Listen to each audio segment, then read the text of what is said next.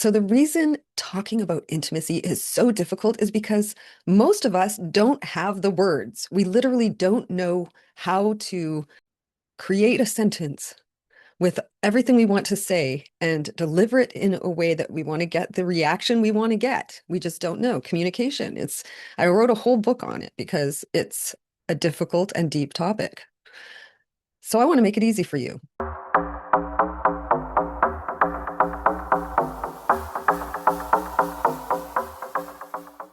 Hello, and welcome back to Intimacy After Ostomy podcast. I'm your host, Trina Ricketts, the intimate ostomate. And today I'm going to be talking about communication, specifically communicating to our partner or a potential lover what our new intimacy challenges and desires are. This conversation is so frightening for the majority of us that many of us consider never engaging in intimacy again because we don't want to have this conversation where we have to actually tell our partner or tell our potential lover what our intimacy challenges are and what we'd like to do instead, potentially. But today I'm going to make this conversation super simple for you. And I'm going to give you an exercise that you can do to become really confident at going into an intimate conversation situation and talking about your physical intimacy challenges and desires. So, as an ostomy intimacy coach, I'm often asked, how do I tell a potential lover about my intimacy challenges? And by intimacy challenges, I'm not talking just about maybe your insecurity about your bag. I wouldn't suggest telling someone that you're insecure about your bag. You might want to tell them you have a bag so they're not surprised when they see you naked. But that is not necessarily an intimacy challenge. More along the lines, I'm thinking challenges like pain or dysfunction or discomfort from the surgeries and the procedures that you've experienced, which make it difficult or even impossible for you to engage in physical intimacy the way you used to do it. So, for instance, I used to like very vigorous, energetic, let's just say it, hard physical intimacy.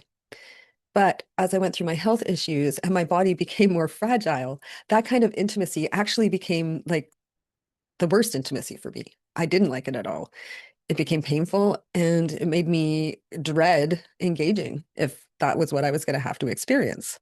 And thankfully, I'm a very vocal person and I could communicate my needs very well. So it wasn't an issue. I was able to communicate that to my partner at the time very easily. However, it's not easy for all of us. And some of us will stay quiet even when we're experiencing pain, just because we don't know how to have this delicate conversation about what our intimacy needs are and how they may have changed since we've gone through surgery. So if you're in a long-term relationship and you've done it a certain way all these years, and now you want to get intimacy back into your relationship after a long illness, many surgeries, and a period of time where you've had quite the disconnection in that way. And now you might not be able to do it the same way you used to for different reasons.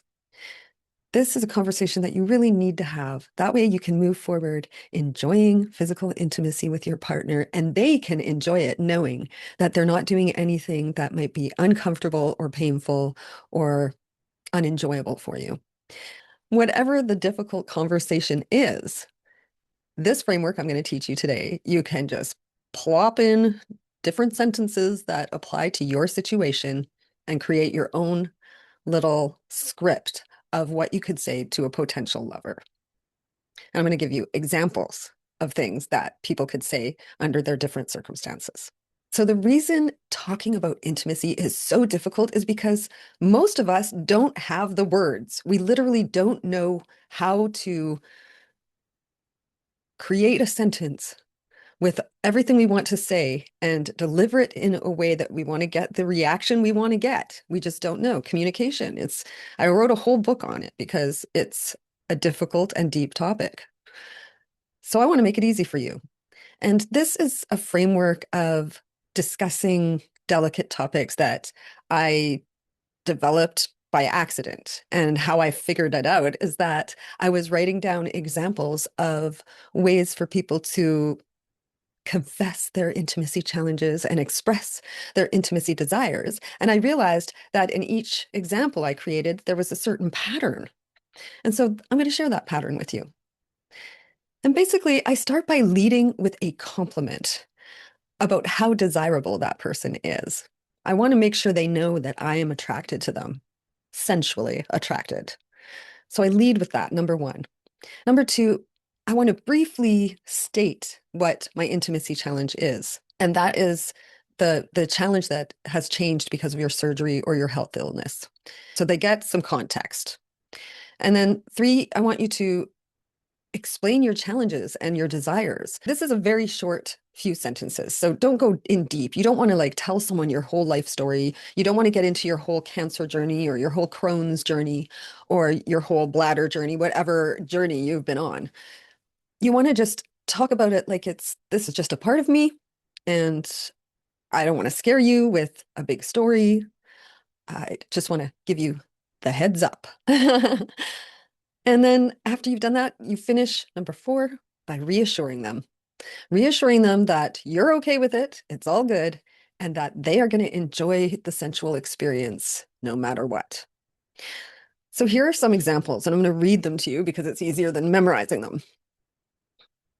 So leading with a compliment about how desirable they are. I'm so attracted to you, and I can't wait to get naked with you, but there's something I want to tell you first. I have an ostomy. It's a prosthetic device on my stomach that replaces my intestine or bladder. It doesn't prevent me from engaging in intimacy, but I thought you should know so you're not surprised when you see it. But don't worry, it doesn't get in the way. So there we briefly stated the illness, the treatment that led to this change. We explained the challenge, we explained the desire, and we finished by reassuring them. The next one.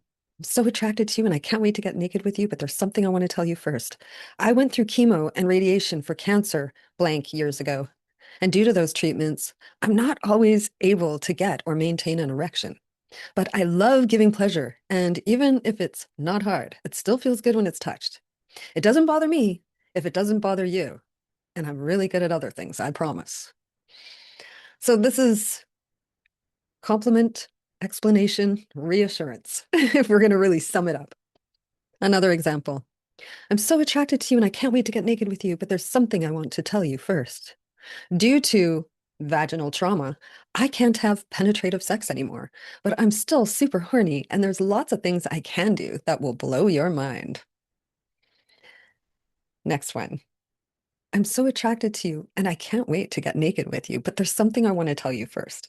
I'm currently recovering from a major surgery, so I need you to be gentle with me. Don't worry, I'll tell you if it hurts and we can do something else instead. Fortunately, we have a lot of options. So all of these are written the way I would say them. This is my language, how I would talk, the words I would use.